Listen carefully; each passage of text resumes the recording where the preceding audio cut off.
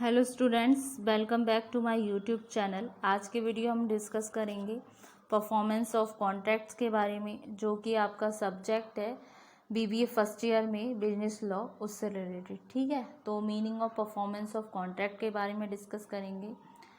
जो कॉन्ट्रैक्ट होता है वो क्रिएट करता है ऑब्लिगेशंस को। इसका मतलब क्या हो गया? जो परफॉर्मेंस हो गया कॉन्ट्रैक्ट का, इसका मतलब होता है कैरिंग आउट करना ऑब्लिगेशन को अंडर इट। ठीक है, तो performance of contract means fulfilment of the obligation. Performance of contract का मतलब होता है फुलफिलमेंट ऑब्लिगेशंस का by the parties who make the contract. जो पार्टीज कॉन्ट्रैक्ट बना रही है मस्ट फुलफिल देयर ऑब्लिगेशन, उसको चाहिए कि वो फुलफिल करे ऑब्लिगेशन को अकॉर्डिंग टू द टर्म, जो भी आपकी टर्म है laid down in the contracts. Basically क्या है, जो पार्टीज़ हैं जो एंटर कर रही हैं किसी कॉन्ट्रैक्ट में, उसमें जितना भी टर्म्स एंड कंडीशंस हैं जो उन्होंने मेंशन किया है कॉन्ट्रैक्ट को बनाते टाइम, उनको वो फुलफ़िल कर पाएँ, उन ऑब्लिगेशंस का फुलफिलमेंट कर सकें पार्टीज़। तो ये होता है आपका परफॉर्मेंस ऑफ कॉन्ट्रैक्ट। तो परफॉर्मेंस ऑफ कॉन्ट्रैक्ट क्या है? Is one of the methods, ये वो मेथड है of discharge a contract, discharge a contract का। After the contract is discharge, जब कॉन्ट्रैक्ट डिस्चार्ज हो जाता है तो parties do not have any further rights. तो उस कंडीशन में जो पार्टीज होती हैं उनके पास कोई भी राइट नहीं बनता और ना ही कोई लाइबिलिटीज़ होती है अगेंस्ट ईच अदर, एक दूसरे के प्रति। ठीक है, के प्रति। फिर अगेंस्ट अकॉर्डिंग टू सेक्शन 37, एक सेक्शन है 37, वो बोलता है कि जब the parties to a contract, जो पार्टीज होती हैं कॉन्ट्रैक्ट की, मस्ट ईदर परफॉर्म और ऑफर टू परफॉर्म करें या ऑफर करें परफॉर्म करने के लिए देयर रेस्पेक्टिव प्रोमिसेस, उनके respective promises, unless such performance is dispense. फिर उस कंडीशन में क्या होगा, जब परफॉर्मेंस को फुलफिल नहीं कर पाए तो क्या हो जाती है, डिस्पेंस हो जाती हैं विद और excused under the provision of contract, यानी कि जो अंडर होगा आपका कॉन्ट्रैक्ट के, उसके अंदर, प्रोविज़न के अंदर। ठीक है, और of any other law. Discharge का मतलब होता है रिलीज़ करना इन लीगल वे में, और ऑब्लिगेशन का मतलब क्या होता है, जो लीगल ड्यूटी होती है, मॉरल ड्यूटी होती है परफॉर्म करने की या फिर नहीं परफॉर्म करने की सम एक्शंस। तो ये हो गया आपका meaning of performance of contracts according to section 37 in contract act 1857। ये हुआ आपका performance of contract according to Indian contract act 1872। ठीक है, 1872 अंडर सेक्शन 37।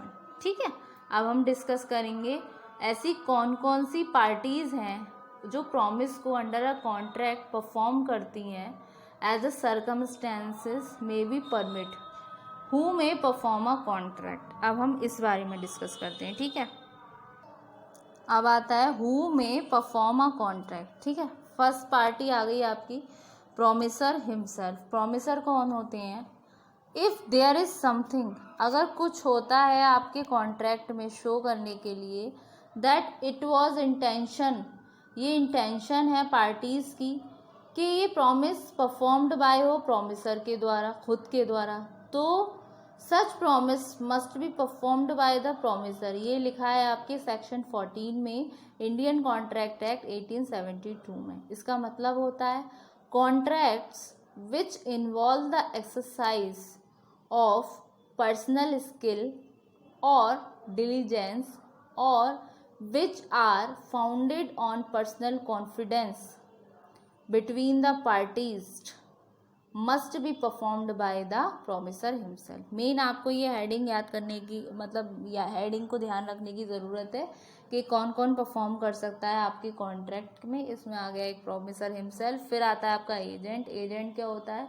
Personal consideration. इसका सिर्फ फाउंडेशन नहीं होता कॉन्ट्रैक्ट का, बल्कि प्रॉमिसर रिप्रेजेंटेटिव होता है, एम्प्लॉय करता है, एक तरीके से कॉम्पिटेंट पर्सन होता है टू परफॉर्म इट, इसको परफॉर्म करने के लिए। फिर आते हैं आपके रिप्रेजेंटेटिव्स, जो रिप्रेजेंट करते हैं। लीगल रिप्रेजेंटेटिव हो गए, जो ऐसे डिसीज प्रॉमिसर जो बाउंड टू परफॉर्म है it unless a contrary intentions होते हैं, जो अपीयर्स होते हैं आपके कॉन्ट्रैक्ट से। फिर आ जाते हैं आपके थर्ड पर्सन। थर्ड पर्सन कौन कौन से हो गए आपके?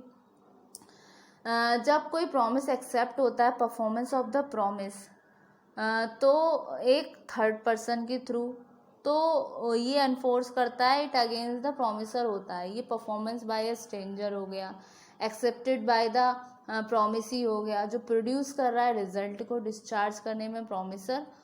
Although the latter has neither authorize होता है, ना ही ये रेटिफाइड होता है act of the third party. फिर आ जाते हैं आपके जॉइंट प्रॉमिसर।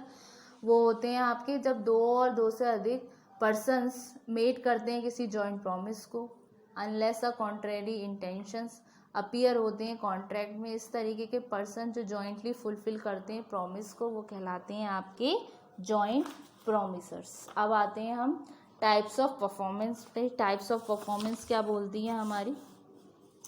फर्स्ट है आपका टाइप ऑफ परफॉर्मेंस, ये भी आ रही है आपकी एनालिसिस ऑफ सेक्शन 37। ये रिवील्ड करती हैं दैट, ये रिवील्ड कर रही हैं आपकी जो परफॉर्मेंस है वो होती हैं आपकी मे बी टू टाइप्स की होती हैं। आपकी जो भी परफॉर्मेंस होती हैं दो तरीके की होती हैं। एक हो गई आपकी एक्चुअल परफॉर्मेंस, दूसरी हो गई आपकी अटेम्प्टेड परफॉर्मेंस।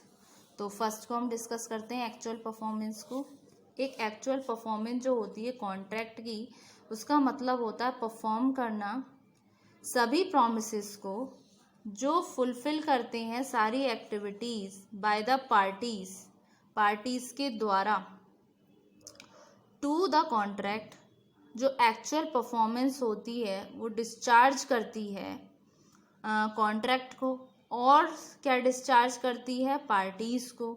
तो ये क्या है? ये कही जाती है आपकी natural method of discharge of contract. जैसे एग्जाम्पल के लिए हो गया, Sohan agrees to sell. Sohan agree है सेल करने के लिए अपनी कार मोहन को फॉर ₹2 लाख, 2 लाख रुपए में। सोहन डिलीवर करता है कार को एंड मोहन क्या करता है? मेक्स द पेमेंट करता है। तो ये क्या हो गया? ये एक्चुअल परफॉर्मेंस हो गई, वास्तविक परफॉर्मेंस हो गई। ठीक है। फिर आती है आपकी अटेम्प्टेड परफॉर्मेंस, जिसको टेंडर भी बोलते हैं। कभी कभी क्या होता है, जो पार्टीज होती हैं वो बंधित होती हैं, बाउंड टू परफॉर्म करने के लिए प्रॉमिस को अंडर अ कॉन्ट्रैक्ट। जैसे makes an offer of performance to the promise at a proper time, ठीक है, and place but is unable to do. मतलब एक प्रॉपर टाइम प्रॉपर प्लेस है, लेकिन वहाँ पर हम क्या है? अनेबल हो गए उस चीज़ को करने के लिए, because the offer party does not accept the performance. ठीक है। तो ये कहलाती है आपकी अटेम्प्टेड परफॉर्मेंस। और ये attempted performance and such attempted performance discharge the party from his obligation to the contract. जैसे एग्जाम्पल के लिए हो गया, कोई पर्सन है अजय, वो अग्री हो जाता है सेल करने के लिए अपनी कार को विजय को फॉर ₹2 लाख, 2 लाख रुपए में। अजय ऑफर करता है टू डिलीवर द कार, लेकिन विजय डज नॉट एक्सेप्ट इट। तो इस कंडीशन में क्या हो गया? अटेम्प्टेड परफॉर्मेंस हो गया। एक्चुअल परफॉर्मेंस में क्या था? जो पर्सन सोहन था वो सेल कर रहा था अपनी कार के लिए मोहन को, ठीक है। तो सोहन डिलीवर कर रहा है कार को, और मोहन ने जैसे उसके पास कार पहुंची उसने पेमेंट कर दिया, तो वो एक्चुअल में परफॉर्मेंस कर रहे हैं। तो ये है कहलाई आपकी actual performance. On the other hand, in the attempted performance, the first party that is mister Ajay who agrees to sell his car to Vijay for ₹2 lakh, then Ajay offers to deliver the car, then afterwards Ajay offer कर रहे हैं, deliver कर रहे हैं अपनी car को लेकिन अब क्या हो रहा है, जो विजय हैं वो एक्सेप्ट नहीं कर रहे हैं उस चीज़ के लिए, उस कार को, तो ये कहलाती है आपकी अटेम्प्टेड परफॉर्मेंस। ठीक है, ये हो गए आपके टाइप्स ऑफ परफॉर्मेंस। और परफॉर्मेंस ऑफ कॉन्ट्रैक्ट क्या होता है हमने ये भी समझ लिया। तो स्टूडेंट, आज के लेक्चर में हमने आज एक ये नया टॉपिक लिया था, परफॉर्मेंस ऑफ कॉन्ट्रैक्ट। तो होप सो आपको ये टॉपिक काफ़ी अच्छे से समझ आया। टॉपिक में कुछ इतना खास नहीं है, जस्ट इसमें यही है कि जो परफॉर्मेंस है, जो मेंशन है आपके कॉन्ट्रैक्ट में, टर्म्स एंड कंडीशंस, उनको जिन्होंने कॉन्ट्रैक्ट बनाया है, जिनके लिए बना है, वो उसको फुलफिल करें। तो ये हो गई आपकी परफॉर्मेंस ऑफ कॉन्ट्रैक्ट। नेक्स्ट वाले वीडियो में हम डिस्कस करेंगे कैसे ब्रीच होता है कॉन्ट्रैक्ट का, या मोड्स ऑफ टर्मिनल क्या होते हैं, डिस्चार्ज ऑफ कॉन्ट्रैक्ट क्या होते हैं, उसके बारे में हम पढ़ेंगे, जिसको बोल सकते हैं हम टर्मिनेशन ऑफ कॉन्ट्रैक्ट, जो कि कैसे कॉन्ट्रैक्ट ख़त्म होता है, कैसे टर्मिनेटेड होता है। तो स्टूडेंट, होप सो ये वाला लेक्चर आपको काफ़ी अच्छे से समझ आया होगा। ठीक है, और जो मैं पढ़ाती जा रही हूँ आप उसको नोट बाय नोट डाउन करते रहिए, क्योंकि बल्क में मैं पढ़ाने को तो पढ़ा दूंगी लॉ, लेकिन फिर आपको अच्छे से समझ नहीं आएगी। इसीलिए मैं एक दिन में एक ही टॉपिक कराती हूँ, जो मुझे लगता है कि एक दिन में कवर हो जाएगा, या मतलब इतना बहुत टफ नहीं है जो आपको नेक्स्ट डे की ज़रूरत है। इस वजह से एक दिन में मैंने आज ये एक टॉपिक ख़त्म कर दिया, आपका परफॉर्मेंस क्या होता है, परफॉर्मेंस ऑफ कॉन्ट्रैक्ट। ठीक है, तो इसको साथ साथ पढ़ते जाइए। अगर इकट्ठा पढ़ेंगे तो आपके लिए कन्फ्यूज़न क्रिएट करेगा। सब्जेक्ट बहुत इंटरेस्टिंग है, मेरे को पर्सनली बहुत पसंद है, तो आप लोग इसको पढ़िए तो आपको अच्छा लगेगा। ठीक है, अगर बल्क में एक साथ पढ़ेंगे तो कन्फ्यूज़न क्रिएट करेगा, और कुछ नहीं है। तो जैसे जैसे मैं ये नोट्स बोलती जा रही हूँ, लिखवाती जा रही हूँ, वैसे तो मैं ट्राई करती हूँ एक एक लाइन बोलने की, और समझ भी आपको आ ही जाता होगा, क्योंकि इनको मैं इलस्ट्रेट भी कर देती हूँ, तो समझ तो आ ही रहा होगा। साथ में मैं इसकी हिंदी भी समझा रही हूँ, तो इतना भी दिक्कत वाली बात नहीं है। अगर इंग्लिश अच्छे से नहीं दिख रही है, समझ नहीं आ रही, तो एटलीस्ट हिंदी तो आपको पता चल ही रही है। हिंदी में तो मैं आपको ट्रांसलेट कर ही रही हूँ, तो आप इसके नोट्स बनाते जाइए और उससे समझ तो आ ही जाएगा आपको। ठीक है, तो स्टूडेंट, कल मिलते हैं नेक्स्ट टॉपिक के साथ। Thank you very much.